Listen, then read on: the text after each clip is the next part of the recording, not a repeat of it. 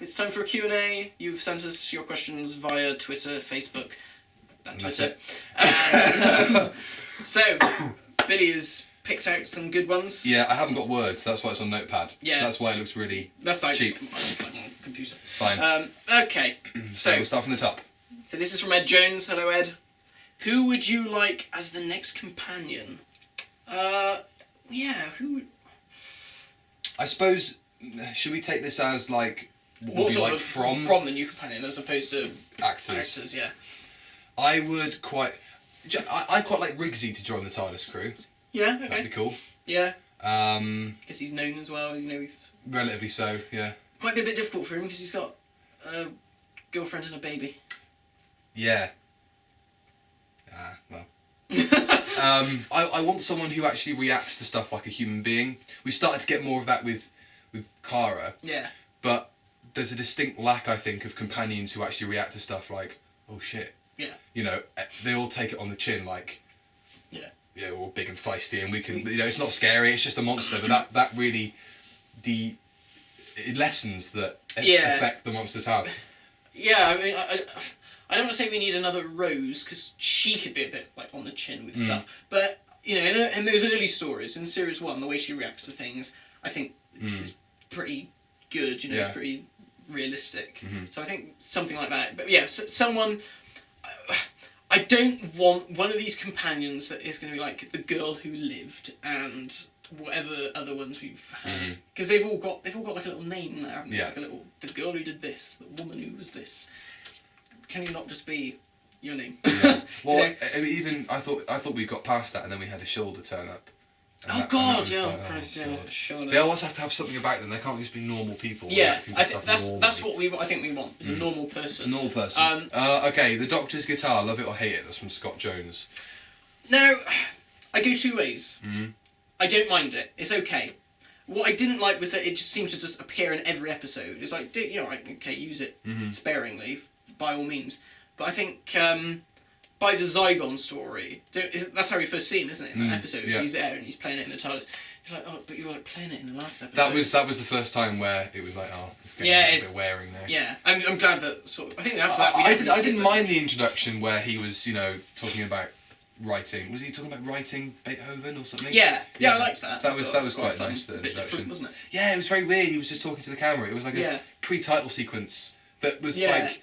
It's like a Bond movie. It's like it's got nothing to do with the rest of the story, and he's talking directly to the camera. Yeah. Very, very strange. Yeah. That was probably the behest of Peter. I reckon that doesn't sound like. It's very, very weird. Odd. Yeah. I think, but I like it. I like it as a little, something a bit different. Yeah. Because it seems like they were trying to experiment there. Yeah. But then the rest of the series just went back to normal. Yeah. Yeah. Weird. I'm a big music fan, and I play a bit of bass guitar. And I like the fact that this Doctor's got something like that. Yeah. Like, the Fifth Doctor had his cricket bat, but he didn't bring it everywhere with him. Yeah. And I like, now and again, the idea of it being in the corner of the room, and, when he's got to think about something, he just be sort of sat there strumming it a bit and, thinking. But, yeah, it's become a little bit intrusive. It's like when oh God, the camera's really whiting out. I'm gonna fix that right now. They have a good idea like that, and then they just push it a little bit too far. Yeah. And it's sort of, it was a nice idea. We all thought it was quite cool. I've got the Doctor's turned up with an electric guitar, and even though it was a bit, he's riding on a tank and all that shit. It was cool to see he's got something, which is obviously something Peter Capaldi holds very close to him. So you can see that that personal thing in the character. But yeah, again, it's just that thing of just. It was good once, and it needs to be done sparingly. The fact that towards the end of the series it sort of faded out, that's all right. But feel free to bring it back next year, on and off. But I just think it was too much in one bulk.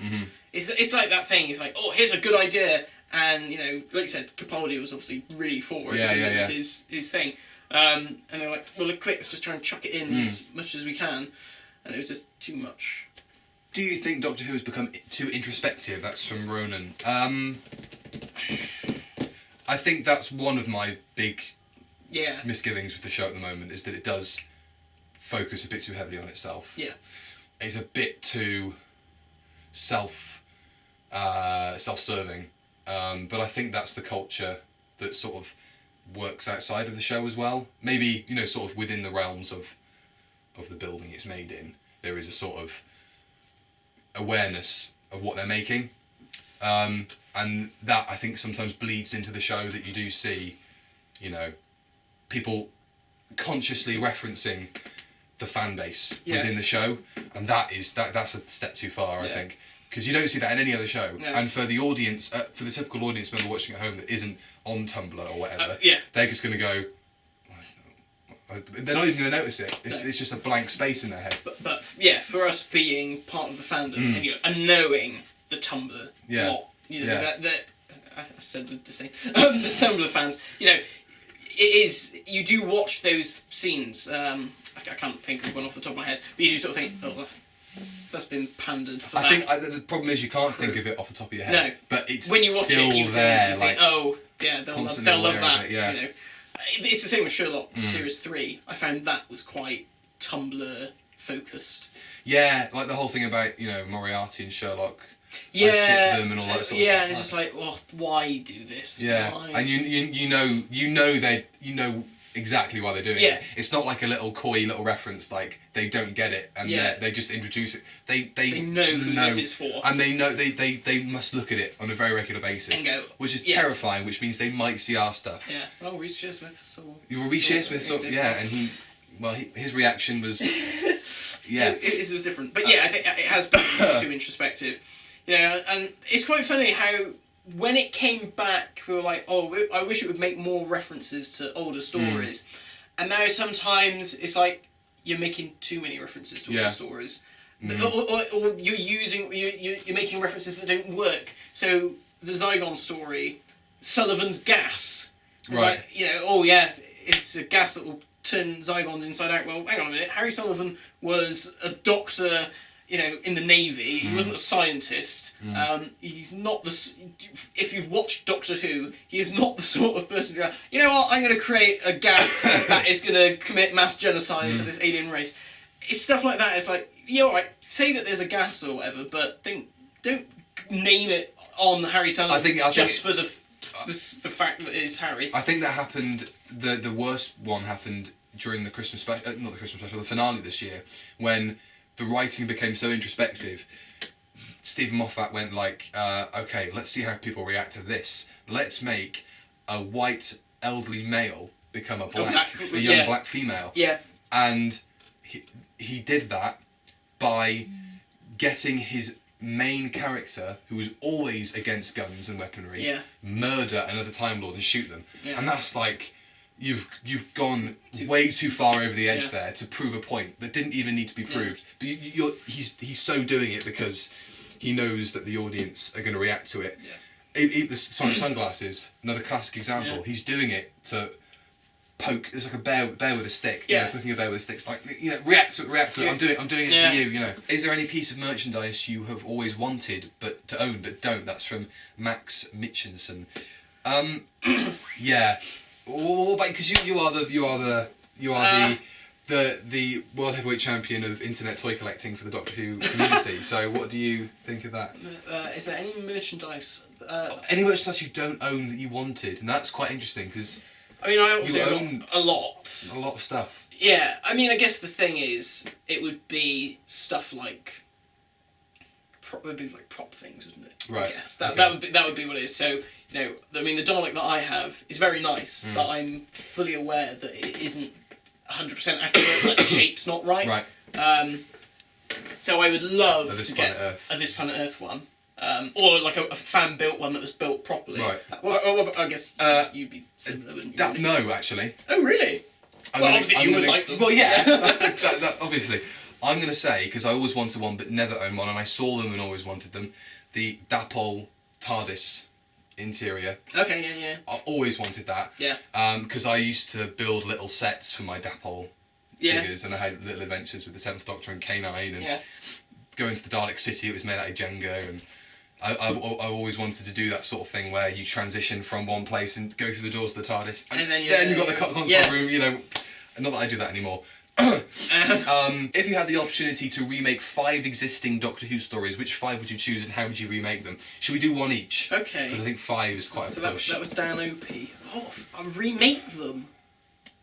I suppose it's not. Don't pick the golden oldies. Don't pick. Good stuff. Yeah, like Talons. Don't don't like they try to do in America. Don't try and remake something like that. I'll find a crap story and try and make it decent. decent. Oh no, I know what. I'd like to do Vengeance on Varos again. Because I think that has a lot of relevance today. Yeah. With Big Brother. Yeah. And also, with stuff that's come out recently about that sort of culture like Black Mirror. I think that'd be really cool to do. Yeah.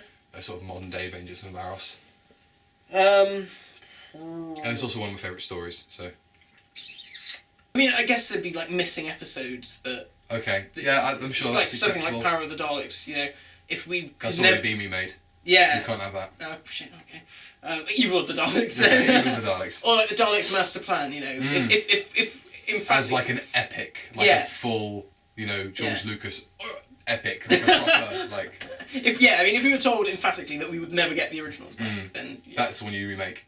I guess. Could you tell us any stories, if you've bumped into could you tell us any stories, like if you've bumped into any of the cast, or, people who have, something like that? That's from Oliver Cloverdale. Oh, okay, yeah. Any interesting... I've got some stories. Not ones we've heard already, like the one about Dan... Oh, no, not that one. Or Fraser. No. Oh, yeah, I told the Fraser Hines story, didn't I? Yeah, no, I've got some ones. Okay. I don't know if I've got any. Well, you just tell us yours, then. Well... Any interesting, funny little... So, Paul McGann has a house in Perth. Yeah. Right? So, I've known this... Don't talk about the couple of hours you sat out there in a room waiting for it to come out. Waiting for it to come out. So, I've known this for years, because my uncle lives in the road, like, adjacent to his. I was at at a meet-up, someone's birthday. It was Kat's birthday, actually. Someone's birthday. Yeah, it was You're going to get a slap in the face. It was Kat's birthday. And we were meeting up for drinks, and we were meeting outside the Hippodrome, and I was out there, it was freezing cold, and I heard this voice. Don't do it. And it was Paul McGann, and he was getting into a taxi. He just said, "Oh, Clifton, please." I only ever see him. I've seen him once, and he got out of a taxi, and that was near around where he lives. Oh, really? Yeah. Yeah, and I saw him get in. I was like, "Oh, you must have been like stood here." I've been there for ages. I was like, I could have said something to you. But you've spoken to him a fair few times before. Yeah. I mean, well, this is where the story's going. Yeah. So then I met him proper in London.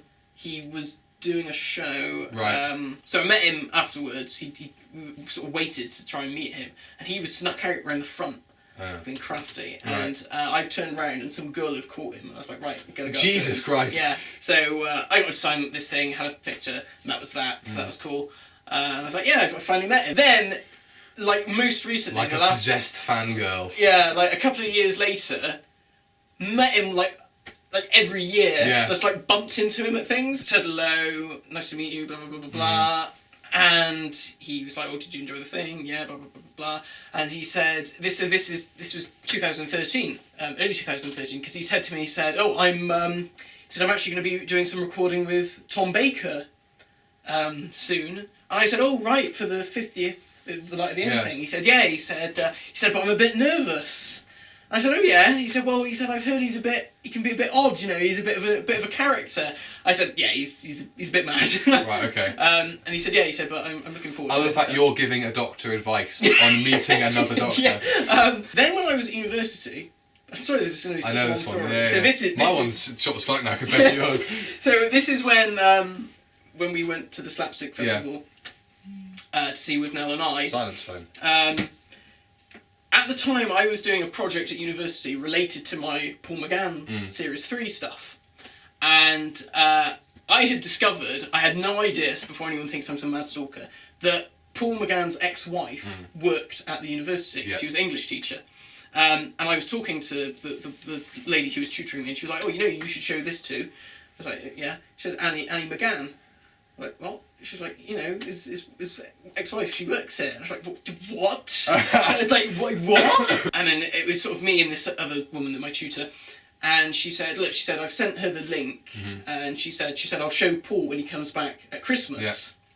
Yeah. Got a reply back. She's like, I was like, "Do you know if she's watched it or I don't know?" And then it was the slapstick thing. She's like, "Oh, Paul's going to be coming to this With Now Live screening. If if you're around. I was like, weirdly enough, we booked tickets before all this. Yeah. Went to the With Now Live thing, watched the film. I think you shut off, didn't you? Yeah, I did. Away. Yeah. We hung around like to try and talk to him. Bumped into his ex-wife because she was there because they're still very good friends. And his sons were there. Or one of his sons were there. So we were talking to her, and she was like talking to us about stuff to do with university. Paul comes over, talks to his wife, and she goes, "Oh, Paul," she says, "this is the guy who I was telling you about, the guy who I showed you the Doctor Who thing." And he turned round to me, and he was like, he said, "I saw it." He said, "I loved it." Oh. And I was like, "Really?" He was like, "Yeah." He said, he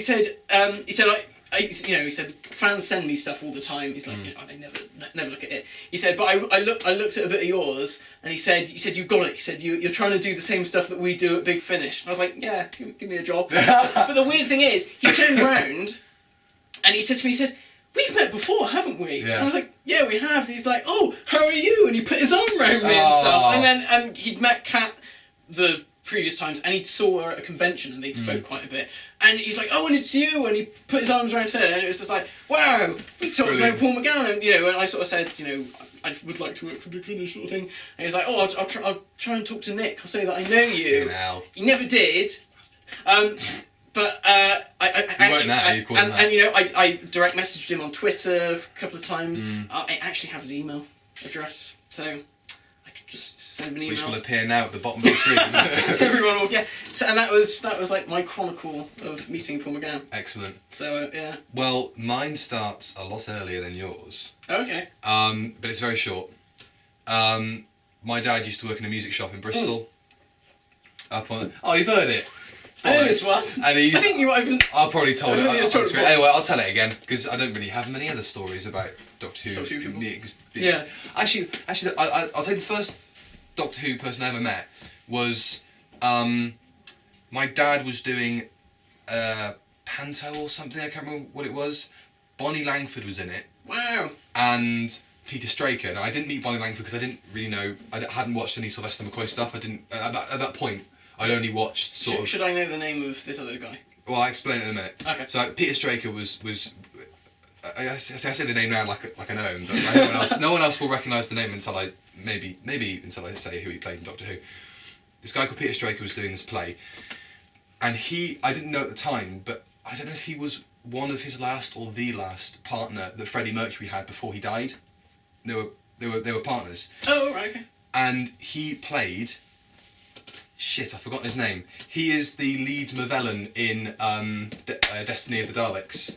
Oh, okay. Yeah, I forget his name. That's awful. But Yeah, you know the one. Yeah. But the Paul McGann story, and I told it to him when I was when I met him at Cardiff Comic Con. I said I don't want to come across like a weirdo, but when I was a baby, my dad worked at Treble Rock Music on top of St Michael's Hill, and he sort of like perked up because he's quite a space kid. That guy. He's really sort of, he's got a very scatterbrained sort of like. Oh, and he said that when we were talking to him, everyone sort of said, yeah, he's all over the place. He's very wired. He's sort of he's almost like Gene Wilder's Willy Wonka. He's sort of like he's on the other side of the room and he stood in front of you at the same time. He's great. Yeah, it's odd. But he's but in a good way. And and he said, I said, I remember going in there, and I said, oh right, I'm not going to even try and beat yours. And I said, you sound like one of the Beatles. well, he said, but he is John, available. well, yeah, he is, yeah. And he said, when I know you used to go in there, you used to buy stuff, and my dad worked in there, and I was a baby. I used to live above the music shop.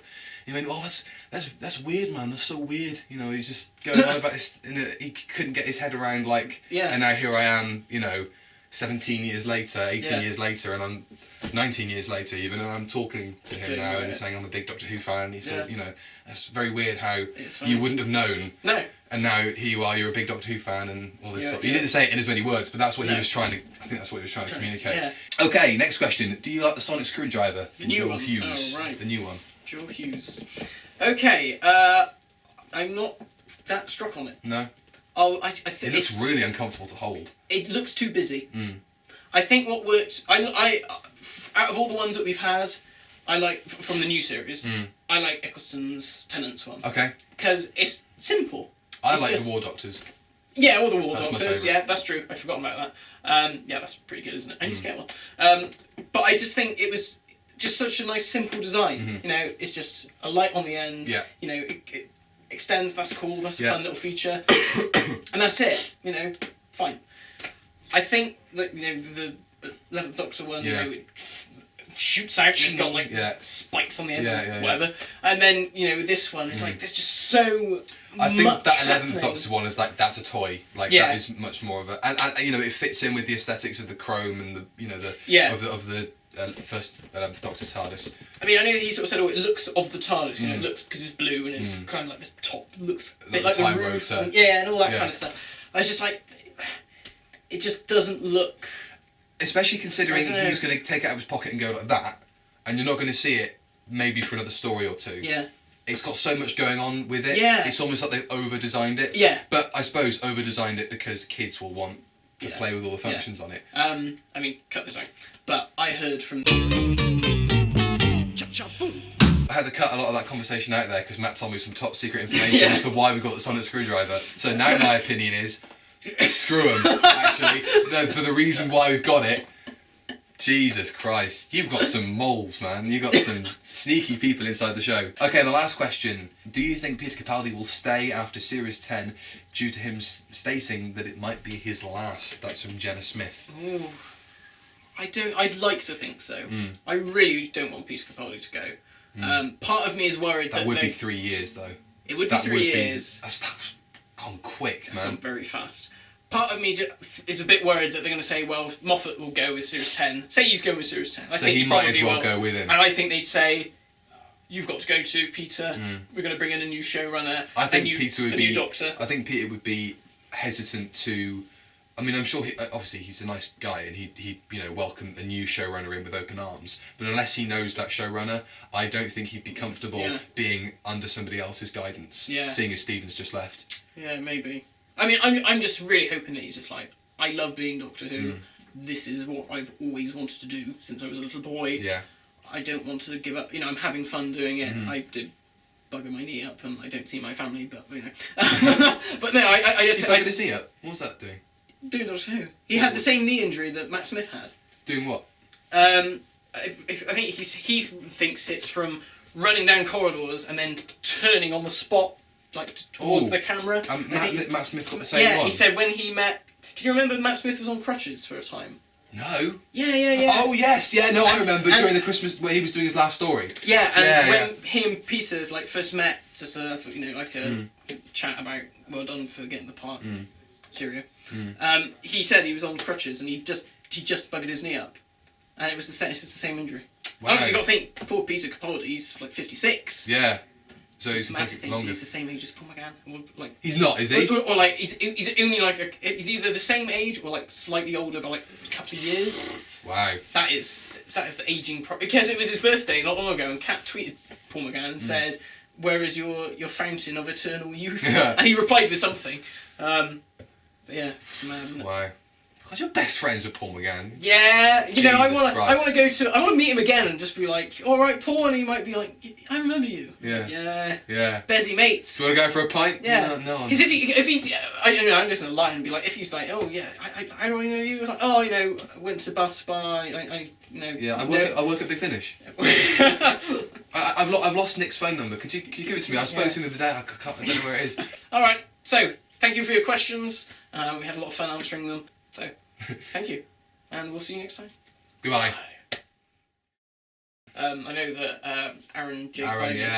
God, please send me a Cyberman. Yeah, send me the whole thing. Yeah. Or if you start doing Earthshock guns. Yeah. Please. I've always wanted to put one of those on my mantelpiece. I scroll down on Facebook and I see what he said, and he's like building this amazing Cyberman Every few months I'll go on his Instagram and I'll go, oh my god, Yeah. I want that so I do the much. same thing. I just think, I'm just going to look at this darling. That's quite creepy.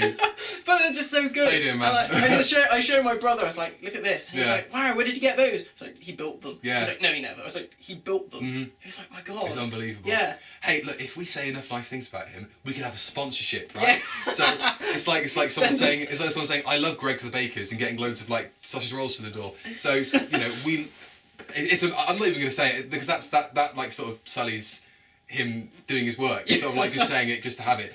It's awesome. Yeah. It's so cool. In the next video, we'll have a